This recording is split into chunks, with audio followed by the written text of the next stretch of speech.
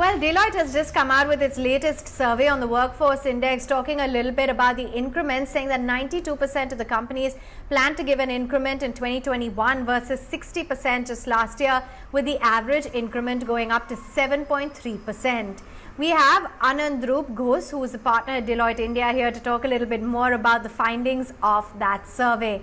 Thank you so much for taking time out. To begin with, let's just talk about the factors that you think that are attributing to this rise in the average increment for the year 2021 at 7.3%. So I would say that it's not really a massive increase in that sense, because if you look at the general trend in India, the trend has always been in the 9 to 10.5% increases. Since 2017-18, we have been seeing a drop in that, and that's come down to about 9% or so. But last year was an aberration, obviously, because of obvious reasons. That number went down to almost 4%. What we're seeing now is a correction, I would say, in that sense.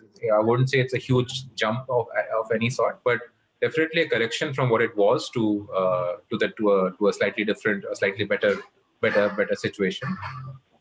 I think I would also like to bring to a point that the last time that such a thing had happened was in 2008-9.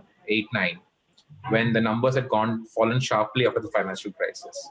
The following year, when the numbers went up, I think this year companies have been more conservative than they were at that point of time. So this had to happen, and I would say it's just a natural course of things of what you're seeing right now. You know, no doubt last year was hit by the pandemic and it was rough across sectors. Just give us a sense as to what has been the impact on increments as a whole last year. Which were the sectors that were the worst affected? So COVID actually, from a sector perspective, you basically saw the maximum hit being taken by services and manufacturing, for obvious reasons. The minimum was perhaps in technology and life sciences. And actually, that's exactly being replicated this year as well. The highest increases are being projected in life sciences and technology, and manufacturing services are later in the order. Services are probably at the lowest end of the spectrum. Some parts of the financial services industry have also done better. Asset management, etc., are at the slightly higher end of the spectrum, whereas the traditional services companies are at the lowest end of the order. So, I mean, in that sense, the increases that you're seeing are not necessarily very different from how the performance of companies has been in this period of time. And this time around, which are the sectors that have seen the biggest jump in increments? And do you think that, companies that are focused with that are very digitally focused are going to continue to do well? Is that going to be the new pivot?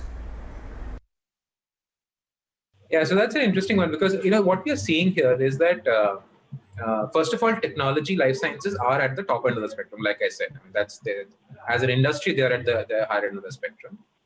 In terms of role-based differentiation, obviously the critical roles and functions always have been getting premium, and the level of premium has been going up year on year. Here's a counterintuitive point that we found this year. The point was that while you always see that role or niche roles or niche functions get a significantly higher importance, and that's given, and we are always believe that those kinds of jobs will get higher pay. When we asked companies, the interesting response that we got was that a larger percentage of companies actually said that the differentiation will be more by person than by role. So yes, roles are important, niche roles and niche functions are important when it comes to pay increases, but it is still a lot more about critical talent and the person-based differentiation that comes and plays a larger role in what kind of higher pay increases you get vis-a-vis average. There's another interesting point that we found this year in the survey, which I think I should highlight here, is that classically we've always seen that smaller companies have higher pay increases, larger companies have lower increases. And that's logical, because you could argue that larger companies have a stronger employer brand and therefore don't need to give higher pay to basically offset for that. This year, it's been a reverse. Larger companies have been able to are offering larger increases, smaller companies, smaller increases. And I think that's primarily because of the affordability factor. Larger companies are able to afford pay increases much more than some of the smaller companies that still might be struggling today. And what are your observations when it comes to attrition as well? Voluntary attrition reduction as well as the involuntary attrition which has increased. Attrition, I think three things. One is attrition has happened. Voluntary attrition has gone down, and naturally so. You would expect to see that. Involuntary attrition has gone up. Involuntary attrition has gone up by about 30% compared to previous years. And again, that's not surprising in some ways.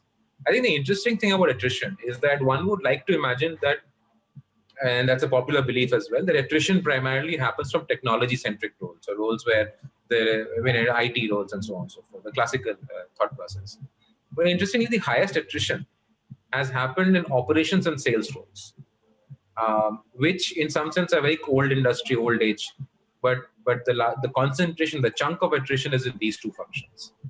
And the lowest attrition, at least the lowest voluntary attrition that we are seeing, is at senior management levels. And again, that is kind of obvious.